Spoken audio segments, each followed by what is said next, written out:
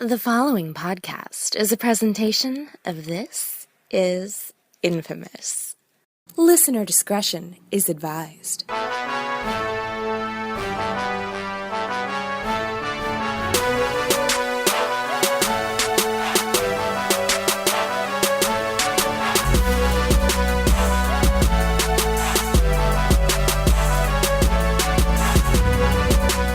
Thanks for checking out the show, everybody, and thank you for making your way to this very special bonus edition of Intelligent Wrestling Conversation. The wrestling podcast that takes logic, reasoning, context, and most of all, intelligence, and injects it into the conversation wrestling fans are having about the passion that we all share. I'm your host, as always, Billy Donnelly. You can find my work regularly at thisisinfamous.com. And the occasion for this additional episode of the podcast is the first Raw-only pay-per-view Clash of Champions in this post-draft, post-brand split, post-brand extension world that exists within the WWE Universe. And throughout the show, I'm going to break down Clash of Champions from start to finish, beginning to end, top to bottom, and reflect upon the high and low points of the show, for better or for worse. Now, heading into this show, I thought there was the potential for something really solid. I thought on paper, the matches themselves had the potential to be really good. Had a cruiserweight matchup with TJ Perkins making his pay-per-view debut in the WWE, defending the Cruiserweight Championship against the Brian Kendrick. You had Sheamus versus Cesaro in the finale of their Best of 7 series. Sami Zayn versus Chris Jericho. Triple threat match for the Women's Championship with Charlotte, Sasha Banks, and Bayley. Seth Rollins versus Kevin Owens for the Universal Championship in the main event. You look at those matches on paper, and you say to yourself, man, it's got to be a pretty good show. I mean, at least I'm going to get some good wrestling out of it. How could I not? Well, don't ask questions that you may not like the answers to. Because I'll be right up front with you. Not crazy about Clash of Champions and what we got here. Like I said, on paper, matches look like they could have potential to really blow you away. With that said, leading up to Clash of Champions, I haven't been all that crazy, all that up on the build for the storyline surrounding these matches. And so, with the final product, I think that really reflects upon the poor build. Because, let me try to give you an analogy that may help make this sensible for you. It's no different than when you go to see, say, an action movie at the movie theaters. Yeah, sometimes the explosions and the special effects, all the superficial elements of a movie have the capacity to entertain you for a little bit. But blowing shit up just for the sake of blowing shit up, after a while, loses its luster. You need something more substantive. You need something that resonates with you, something that gets at you, something that you connect with, that make the explosions and the special effects and all the dazzling elements of the film meaningful. It means something when that building blows up. It means something when all four of those cars smash into each other. It means something. It's storytelling. It can't just be cool shit in front of your face all the time. You gotta have the cool shit mean something. Otherwise, it's just the same thing over and over again. And what I find that we're having major trouble with in the WWE, particularly with Monday Night Raw right now, is that they have really lost their sense of storytelling. They have lost their sense of what grabs a viewer, gets them emotionally invested in both the story and the characters. And they have lost their sense of how to hold on to that bond with their audience tightly so that they will suspend disbelief and come with you for the ride.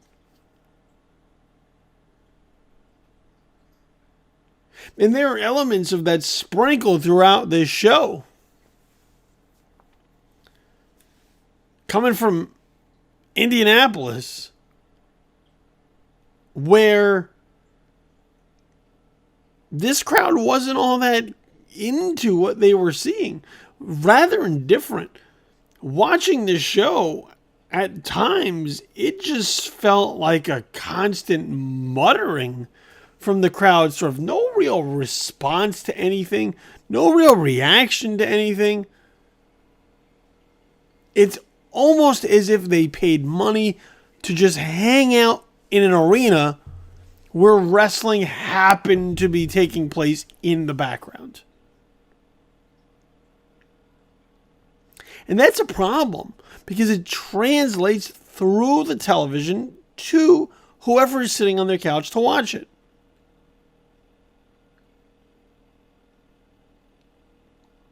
Because you're not crazy watching it to wonder why no one seems to care. Because then you yourself start wondering, is there anything here about any of this that makes me care? And you're not the outlier. It's not mob mentality either. It's just we're all on the same page that this isn't doing anything for any of us. It's just sort of there. And so watching Clash of Champions, as the card built, as the card unfolded, I found myself losing interest the deeper into the show we got. And for a 3-hour show, plus, pre-show if you're tuning into that, that is not the trajectory you want your show to be. You want your show to start off sort of low and build throughout so that when you get to the climax, like, that's the peak of the show. You don't want the show to peak at the beginning and then just slowly fall off the cliff. As you go, just roll downhill over the course of 3 hours. And in watching Clash of Champions, I noticed that there's just a serious booking layout problem that they run into. Particularly with Monday Night Raw, because it's 3 hours. SmackDown, they can hide some of their deficiencies in the 2-hour format. But with 3 hours of Raw, and now going to a pay-per-view that's also 3 hours, that they have to carry with everything associated with their individual brand. The pay-per-views, such as Clash of Champions, lack specialness. They lack uniqueness. Because when it comes to Monday Night Raw, we're seeing a lot of these matches done already, so that by the time we get to the pay-per-view, they're just repeating. Or we see a lot of variations on the matches that we're already seeing. So that when we do get to something like Clash of Champions, it just doesn't stand out anymore. It just doesn't feel special anymore. It feels like another episode of Monday Night Raw. It blends into the fabric. It's like wallpaper.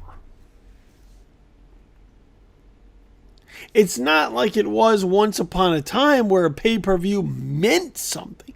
Everything built to these moments. Right now, these moments feel like any other moment. Which means if you didn't watch Clash of Champions, it'd be okay, because the next night on Monday Night Raw, you'll kind of get the same thing anyway. And that's a horrible way to tell your story. First of all, as a television program, it's horrible. It's a horrible approach to a television program. Because you should want every episode of your program to feel as if the viewer cannot miss it. It would physically hurt them to not see it. And yet, I don't think one would be bothered all that greatly if they miss Clash of Champions. Because the next night on Monday Night Raw, they'll basically get the gist of what happened. And this isn't even just a catching up on the match results and who won what and how and what that means moving forward. You know, this isn't like a baseball game where it's so fluid that if you miss the game, yeah, you'll catch up on the results and it is what it is.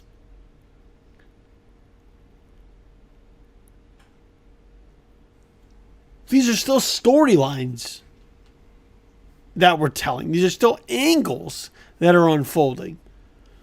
And anything that you miss should drive you insane.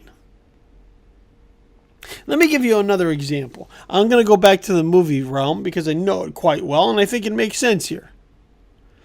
Take something like the Marvel Cinematic Universe. What Marvel has managed to do throughout all of their properties, in building the cinematic universe, even in building the TV universe, even in building the Netflix TV universe, is that they have created a web that should catch you at every turn. They've created something that you feel as if you cannot miss the next thing. So, for example, right now, early in the summer, you had Captain America Civil War.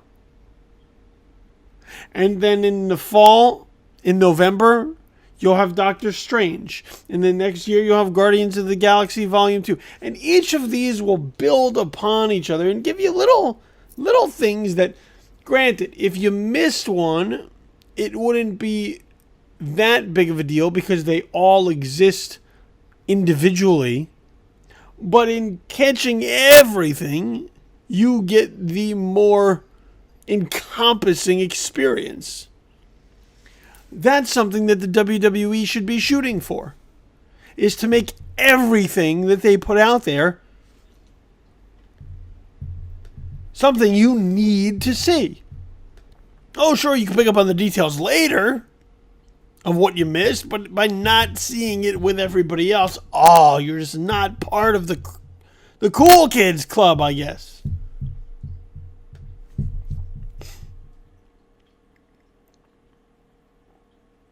And so that's one of the big problems that they have through their Monday Night Raw episodes, and it shows in Clash of Champions, is that something like this doesn't feel special. As it's executed, it just feels like another Raw. It feels like something that if I miss out, it doesn't matter because I'm going to get the refresher course of it later, and basically the Cliff's Notes versions will save me 3+ hours. Now, one of the other problems that I noticed throughout watching these matches is that they're all built like trilogies. Sort of once again going back to movie ideas and how things are created right now. Everything here is created sort of like a trilogy. So when you watch a match, particularly a match that seems to be the first match between two opponents, as that match unfolds and as the match ends, the match itself doesn't seem to exist on its own. The match seems to only exist to serve the next step, which will be another match, which will then probably lead to a third match. It's no longer, let's just make this match as good as it is, and then we'll deal with the next part next. It is trying to tell a greater arc at one time. And it's unsatisfying. It's unsatisfying to go into something, watching it, and in the back of your mind, knowing that it's just set up for something else. These matches, these stories, these angles, all need to be whole and complete on a singular level before we can talk about plurality. They all need to be good as one thing before we can shift them into being good as a second chapter and or a third chapter. I'm all for long-term planning. You say, well, we have a long-term vision for what we want to do with this. That's fine. But it shouldn't feel as if that's the case. Every match should feel like it has a beginning, a middle, and an end. Not a beginning and a middle and a to be continued to go to the next beginning and middle to be continued, which will get us to the beginning and middle and finally the end of the conclusion. And too often I have seen that now in some of the matches that were laid out here, is that this isn't just a thing. This is sort of a thing that ends with a cliffhanger to get us to the next thing.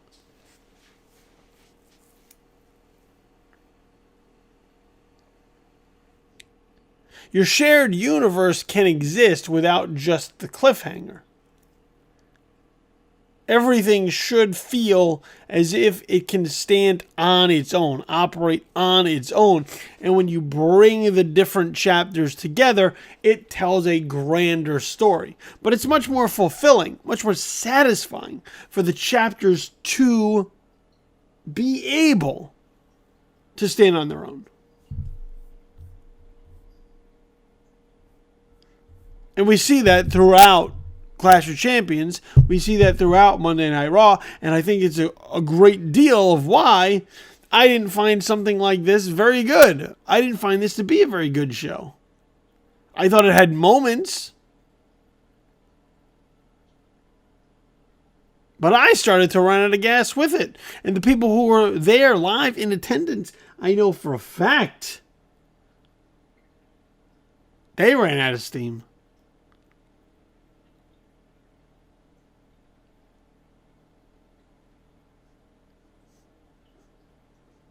All right, so let's get into some of the matches. Let's get into some of what happened for you to understand where I'm coming from with Clash of Champions. So we'll start with the main event, which seemed to come on really late in the card's overall layout. But this was a match that, on paper, I thought could be really good. Seth Rollins versus Kevin Owens. Kevin Owens always puts on a spectacular performance. Whether it's with Dean Ambrose, or John Cena, or Sami Zayn. Kevin Owens is versatile in his style, that his style helps make the match with whoever he's squared up against, because he can match whoever stands across the ring from him in their style. Now, story-wise, I thought this was okay leading in. I like Kevin Owens being the new Universal Champion. I like the passionate Seth Rollins coming for the title he rightly believes belongs to him, as a result of sort of being screwed out of it in the Fatal 4-Way match on Monday Night Raw a few weeks ago. Not a fan of the fact that we have not seen Triple H since then.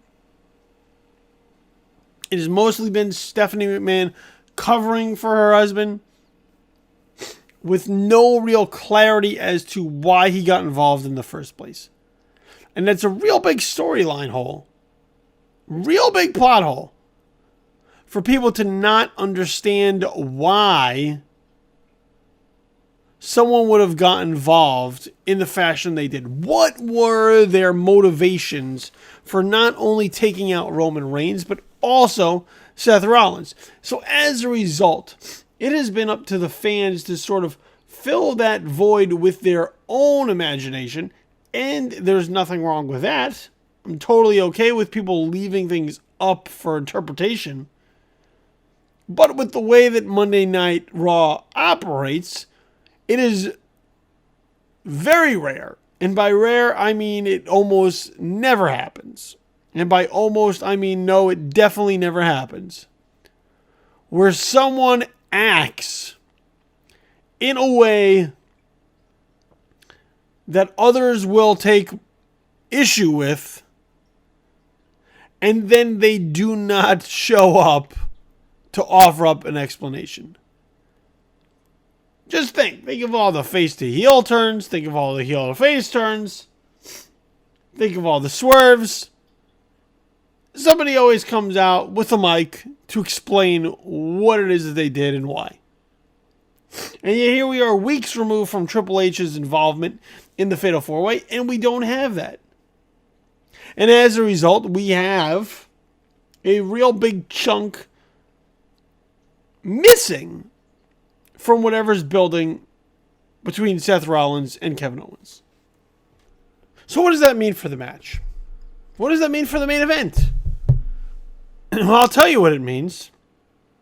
It means that you have a contest between two very skilled physical talents in the ring that just doesn't connect with the fans. You have a match that does not generate any sort of real emotion or response from those in attendance watching it. It was quiet as hell in that arena. You could have probably heard the air conditioner running if you listened closely enough through your TV.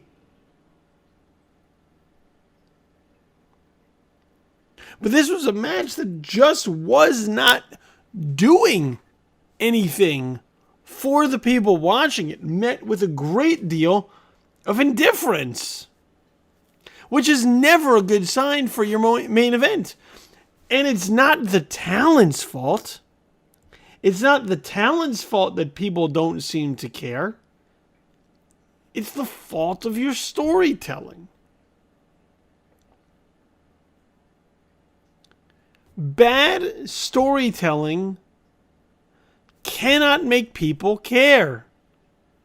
And once again, going back to the action movie, bad storytelling, no emotional connection to those involved, make the match just a match. Now, I'll use a perfect example. Nobody's into this thing. They're just not. I mean, the match just felt sort of, it did feel sort of flat. But I think there's just a number of reasons for that call into what the build of the match was. But so the match itself isn't really generating any response. And then ultimately we get a announce table destruction a little bit later in the match. And of course, what is it met with? This is awesome. This is awesome. It's like Pavlov's dogs. Table smashes, let's chant, this is awesome. Even though it's not awesome. Even though you got the sense no one thought it was awesome. They just thought they needed to chant this is awesome because they destroyed a table. This is what the this is awesome chant has now actually gotten to. Is just people chant it whenever they feel like it because they feel like they should be at this very moment, even if the thing's not awesome because, it seems like it could have been awesome if it worked right.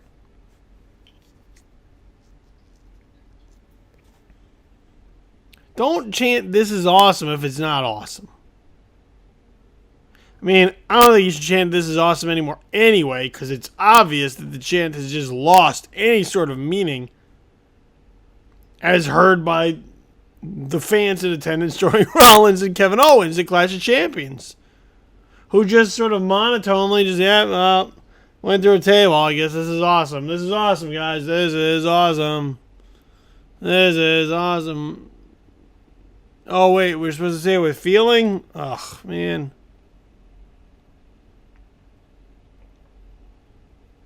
It was sort of representative of the match and the whole night.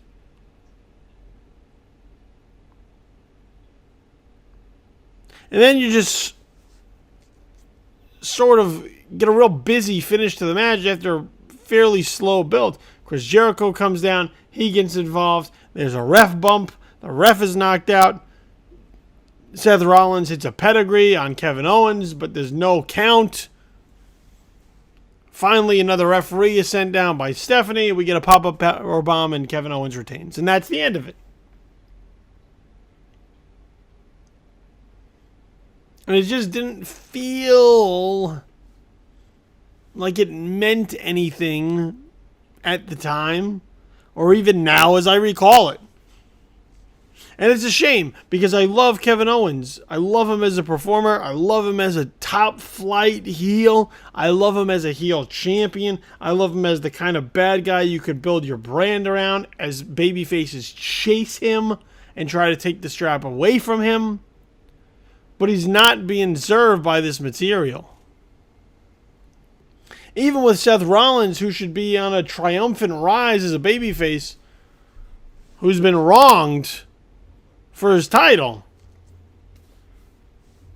You got to figure this stuff out, because first of all, we know this isn't the end of this.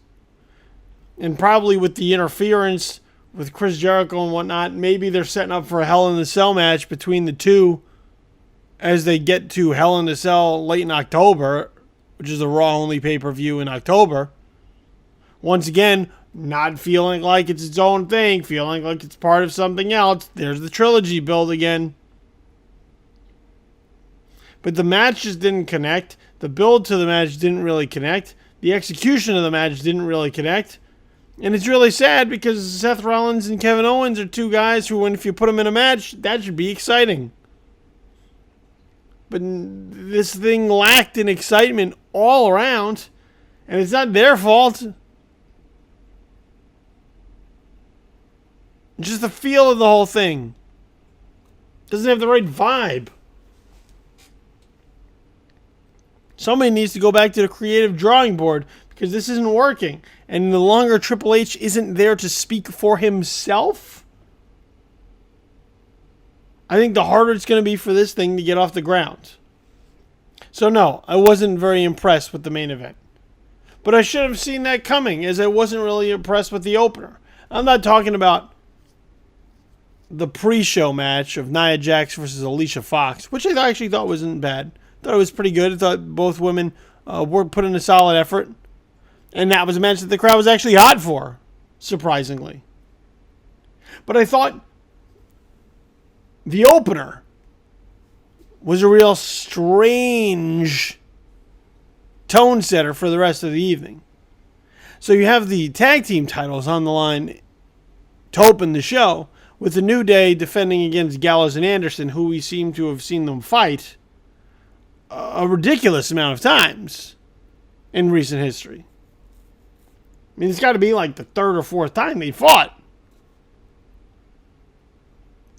Now, I thought this was the best tag showing for Gallows and Anderson that we've seen since they debuted in the WWE. They were vicious. They worked hard. They were stiff. They were ruthless. They were cunning. They seemed to constantly be one step ahead of the New Day. It actually, as the match unfolded, seemed like this was going to be the night that the New Day dropped the titles, because it just seemed like they weren't in sync. It seemed like they were just out of step. It seemed like this was going to be the night that their reign would end, and Gallows and Anderson, they were just better than them on this night. And that's not a bad story to tell. That even though you could be the second longest reigning champions in WWE history in the tag team division, that you could still just have a bad night. And on any bad night, you can get beat and your titles can be taken from you. And with a sort of a refocused Gallows and Anderson, one sort of getting back to what they do well, I thought that would have been a pretty good story for this tag match. But ultimately, that's not the direction that they went in. After having Gallows and Anderson dominate Kofi Kingston, after having Gallows and Anderson dominate Big E, after having Gallows and Anderson dominate Xavier Woods, this match shifted into one of the more odd paces I've seen, where the New Day just sort of rally very quickly, using Xavier Woods' interference with his trombone Francesca, and the New Day using a little bit of cheating, retain their tag team titles. It was just so odd how quick on a dime this thing switched, because Gallows and Anderson were absolutely dominant. And it almost looked like it was going to be a squash in a number of ways. With them just, this was their night. And someday the New Day rallies very, very, very, very quickly and escape with a victory. Now look, I'm not against the New Day riding this thing out. I'm pretty sure they want to wipe Demolition from the record books and have the New Day sit atop the longest reigning tag teams in WWE history. And I have no problem with making them look vulnerable in a match of this magnitude. But then give them more time to tell a good story within the match. Give the audience something to chew on as far as the psychology is concerned. You know, hope spots.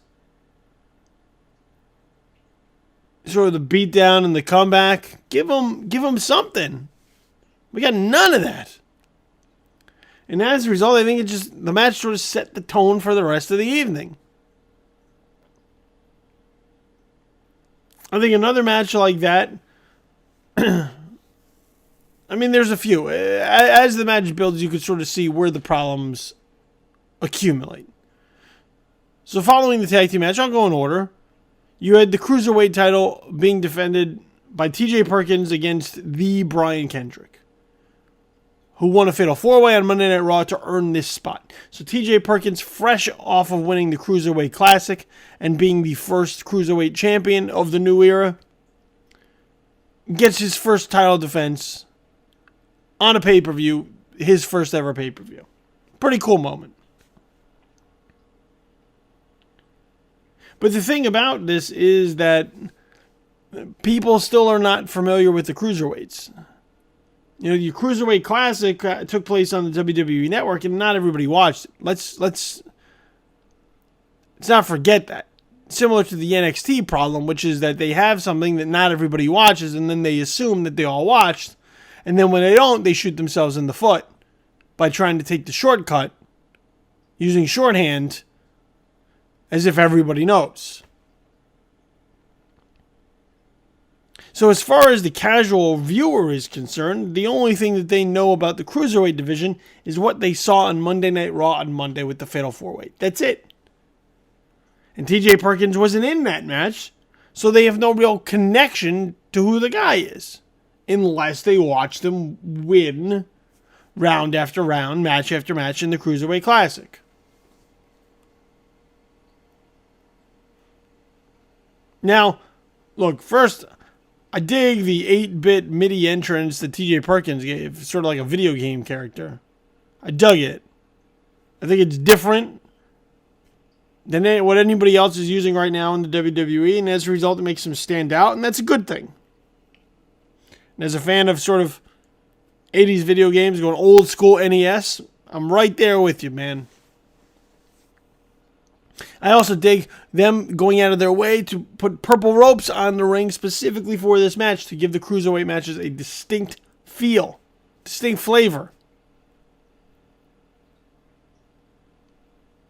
And the match isn't bad, it's fine. There were better matches in the Cruiserweight Classic tournament than this match.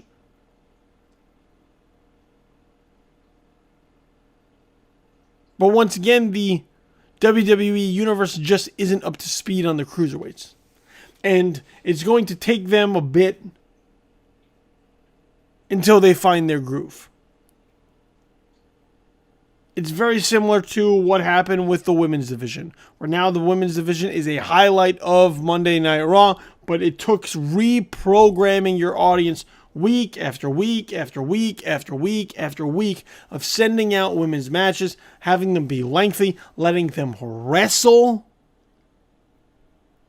and do some spectacular things, as opposed to just having sort of a minute and a half matches or pillow fights or whatever the shit they were doing at one point in time. So the Cruiserweights is going to be a change of pace, but they are going to have to acclimate slowly the viewing audience.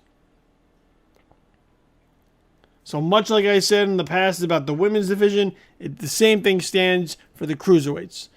You're just going to have to keep sending them out there. Keep sending them up until they're ready to take flight. Like Maverick in Top Gun after Goose dies. Just keep sending them up.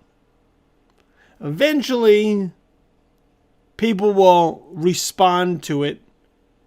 They will gravitate towards it and they will appreciate it. They will have some sort of visceral reaction to it.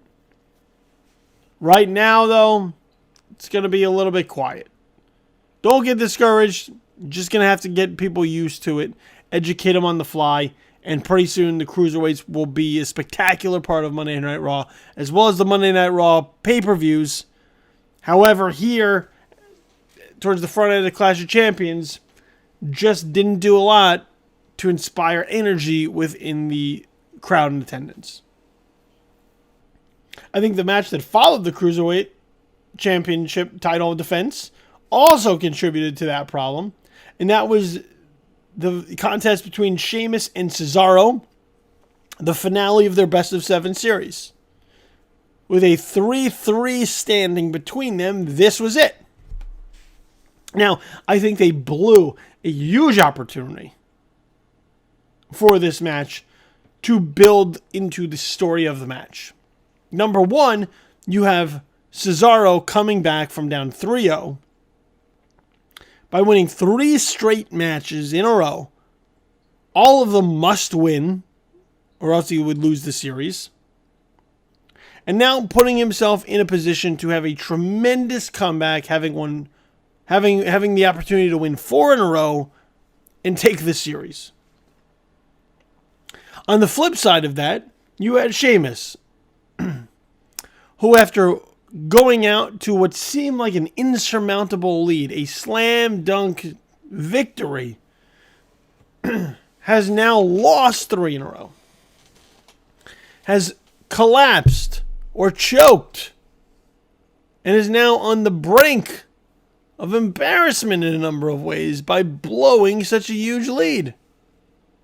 So, really, the story of pressure and momentum is built into the cake of this series. And yet that has largely gone ignored as each new match unfolded. A clarity of stakes was missing in major fashion. Once again, removing any sort of emotional connection that the fans may have. And that's up to not only the commentary team, but that's also up to the talent if they're giving opportunities to sort of get that across.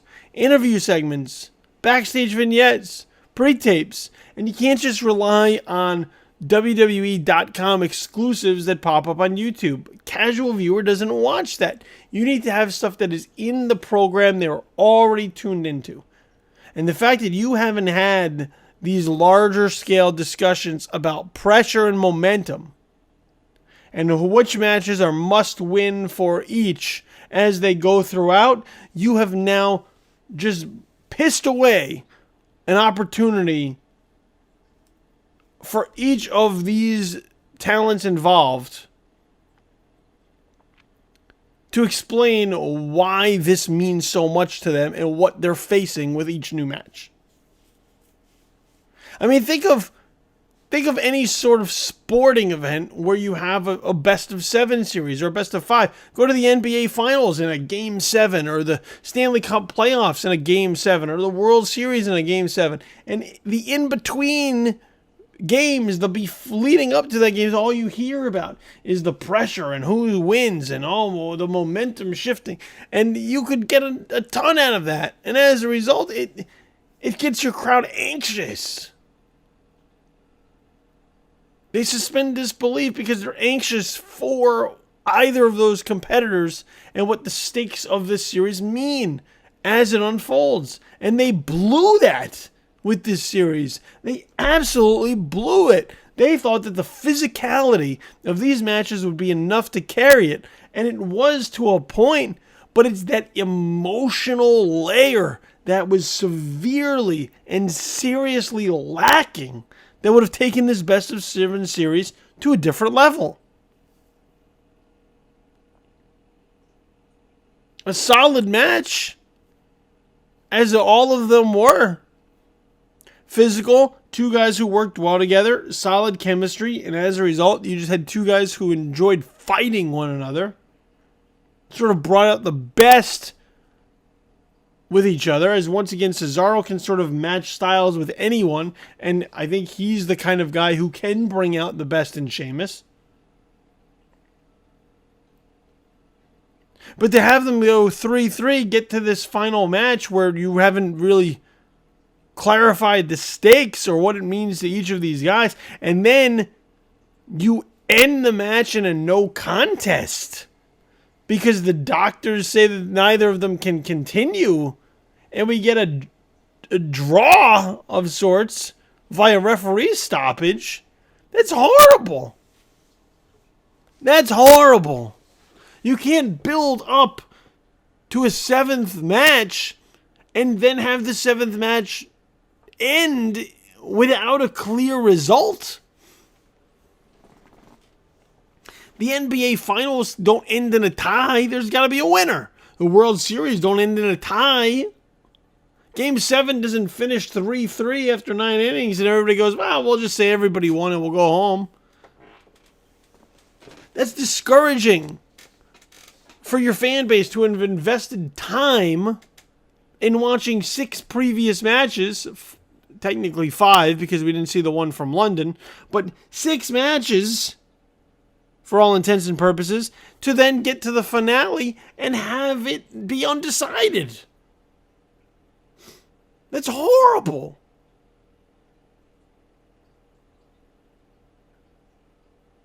It's such a cheat. You're cheating your audience out of something. And then you expect them to buy in at the next turn when you ask them to. Well, good luck with that, boy who cried wolf. In addition, can I just say one other thing about this match? Can we have no more suicide dives? I watched Cesaro almost break his neck by landing on his head and spiking himself into the mat outside. Suicide diving from inside the ring to the mat's ringside. And it's cringeworthy. I don't want to see anyone paralyze or seriously injure themselves for my entertainment. And there are better ways to go about doing this, especially since we now see sort of a plethora of suicide dives all the time, to once again that now they're not meaningful. Can we just get a moratorium on suicide dives because they don't do what you think that they do anymore? Not when everybody's rolling them out in their matches. So I thought Sheamus versus Cesaro, while a solid match, had a disappointing ending, and I think that disappointment just sort of drifted throughout the rest of the card. Sami Zayn versus Chris Jericho followed after that, and that was a match that on paper I thought could be really outstanding, and then it just wasn't. For some reason, just didn't seem to find the next gear. It was one of those matches with Chris Jericho that, as of late, I just find it seem to operate in slow motion. And look, I like Chris Jericho as a character. I just don't know that in-ring wise, he's up to it anymore. That he can deliver on that level anymore. He can still have good matches. I think at times he can still have very good matches. But his matches seem to be sort of stuck in neutral a great deal of the time lately. And I think Sami Zayn sort of suffered from that here with their match. Jericho gets the win, which, you know, is whatever. I don't necessarily have a gripe with that, because I know it's not going to be the first time they square off. And I did like sort of the lead-in with Chris Jericho hitting Sami Zayn with the phone and then Zayn going berserk on him last week. I would have liked it to be a little bit longer because it did feel old school 80s, and those, I think, are sort of the angles that benefit from having more interaction. But the match itself, I think, just sort of was a letdown for a match that I was really looking forward to. See, once again, just throughout the whole card, just nothing really seemed to click.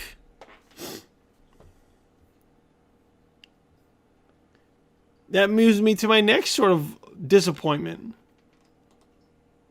which I think was Charlotte versus Sasha Banks versus Bayley in a triple threat match for the Women's Championship. Now look, you know, and I say it every week, what a 100% unapologetic Sasha Banks mark that I am. And I love the women's division, particularly on Raw. I love watching these women work. I've seen them in NXT work amongst each other for a long period of time. I've seen them up in the main roster work with each other for a long period of time. And I know that their chemistry together is truly outstanding. This match should easily be the show stealer. And yet, as it unfolded, as it played out, it felt scaled back to a great degree. Once again, feeling like the beginning of a larger trilogy. Feeling as if, well, we can't give it all away now because we got to save something for Chapter 2 and Chapter 3. And so you have a match that never really feels complete. You have a match that feels like it's sort of easing down on the gas when in the past it would have gone full blown. And I think that's a problem considering that with Bayley sort of fresh up to the main roster and having the opportunity right now to do something with Charlotte, Sasha Banks, and Bayley, for them to not tear the house down feels like a disappointment. I thought the match was still very good, but I did expect a lot better from it. One, I would have liked to have seen more Bayley offense. She seemed to constantly be the one tossed to the outside, allowing for Sasha and Charlotte to go one-on-one, which if that's the case, then why not just give them a one-on-one match? I realize adding Bayley to the match gives it an added wrinkle that we haven't had before, but if the heated exchange is going to be between Charlotte and Sasha, especially coming from Sasha's injury at SummerSlam, then adding Bayley to the mix really doesn't do anything for the match, and if anything, it sort of detracts from it.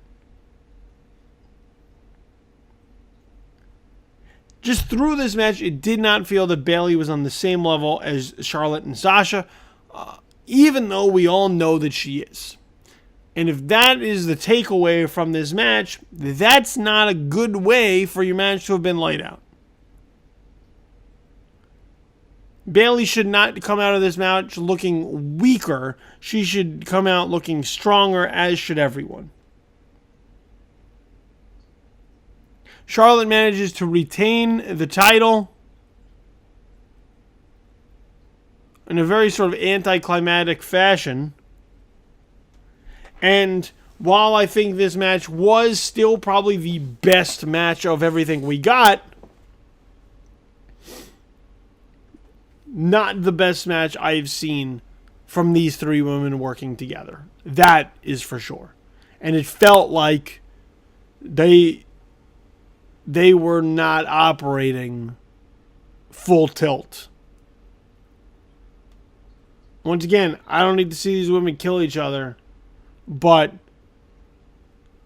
it seemed like there was some resistance pressing on this match and really going all out. And the one other match on the card was Rusev versus Roman Reigns for the U.S. title. Now, there's a problem with your booking when going into this match. I am actively rooting for Rusev to retain the U.S. Championship. This is the guy with the anti-American sentiment who rubs things in our face about how he's better than America.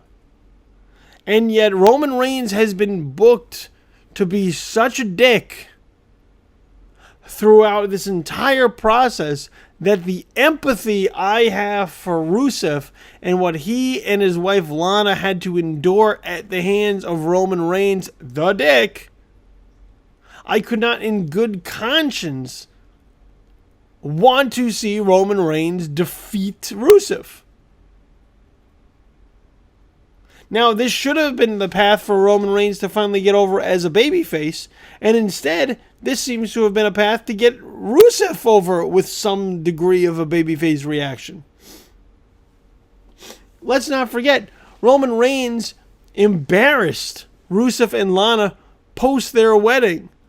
Number one, by insulting the marriage on the wedding night. Number two, by embarrassing them in a honeymoon celebration by putting Lana through the cake. Number three, at SummerSlam, by injuring Rusev after the referees had already tried to stop any further damage. Everything that Roman Reigns has done along the way has been in poor behavior, and I should not want to see my babyface rewarded for any sort of poor behavior. So it only makes sense that Roman Reigns would then win the U.S. title in this match, because that's the way that they seem to book him. The opposite of any way that would be beneficial towards him.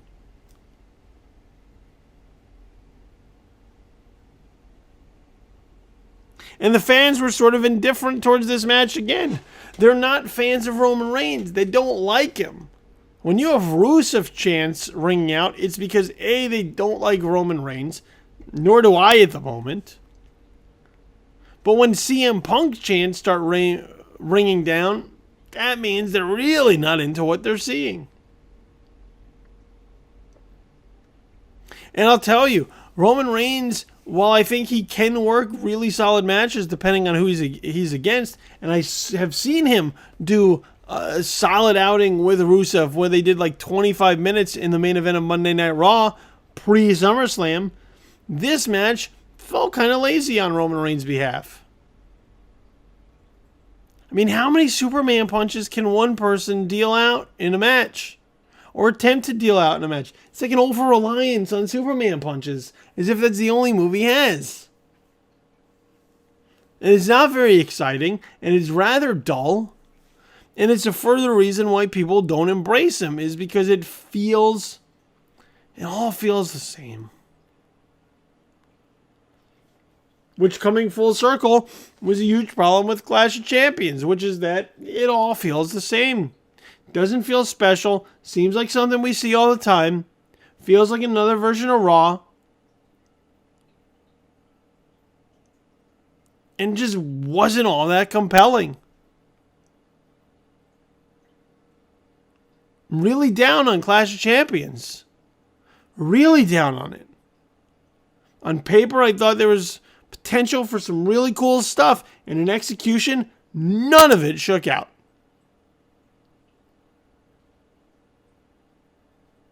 Just a very dull and bland event.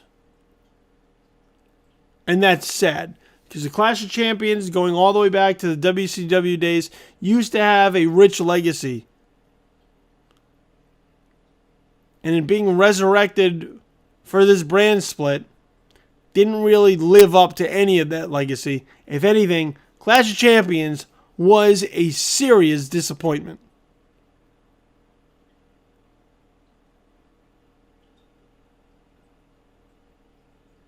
I wish it wasn't that way. But it was. And Raw really needs to step up their game. Because as much as I had some problems with Backlash earlier in the month, it just seemed like there are better stories going on the SmackDown Live brand to be able to withstand flaws in their programming. Where right now, when it comes to Monday Night Raw, their weaknesses are glaring, and they do not have anything exciting at the moment that can help cover that up or distract from it. That's the way that Monday Night Raw is laid out. That's the way Clash of Champions was laid out. And as a result, I feel sort of let down by the whole mix. So with that said, I'm going to get out of here now that I've offered up my Clash of Champions thoughts to you. Be sure to follow us on social media. So at the IWC Show on Twitter. That's at the IWC Show. That will let you know anytime a brand new episode has been posted up, as well as any sort of wrestling news we want you to be apprised of. So make sure you follow us at the IWC Show. Also at Tis Infamous. That is for the home base of thisisinfamous.com. So at Tis Infamous, at TIS Infamous. Follow us there for all the awesome content that we put out there. Keep that on your Twitter feed so you can be apprised of all the content that's going up there regularly as well. And you can follow me at Infamous Kid, 2 Ds at the end, KIDD, at Infamous Kid for all my random ramblings and musings. My stream of consciousness, put it into the written word in 140 characters or less at Infamous Kid.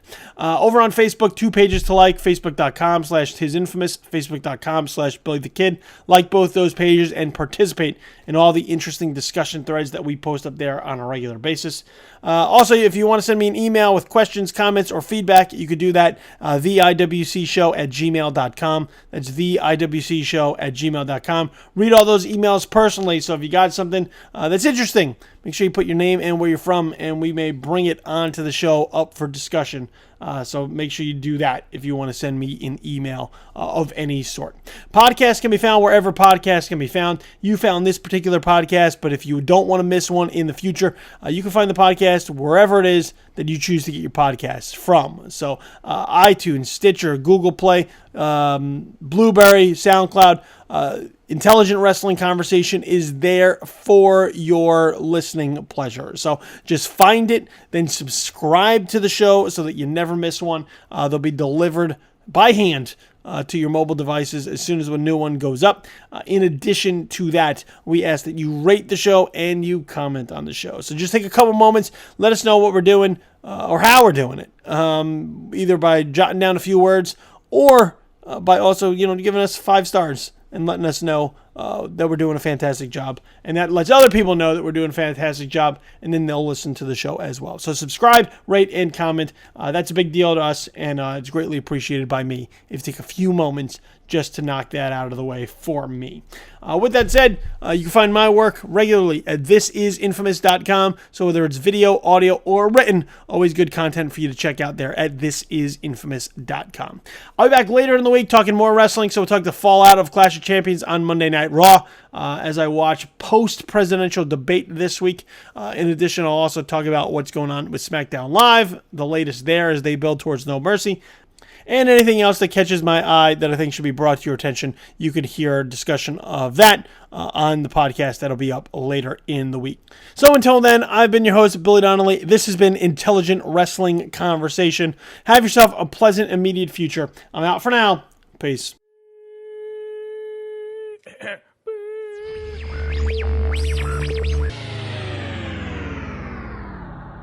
Intelligent Wrestling Conversation has been a podcast presentation of This Is Infamous.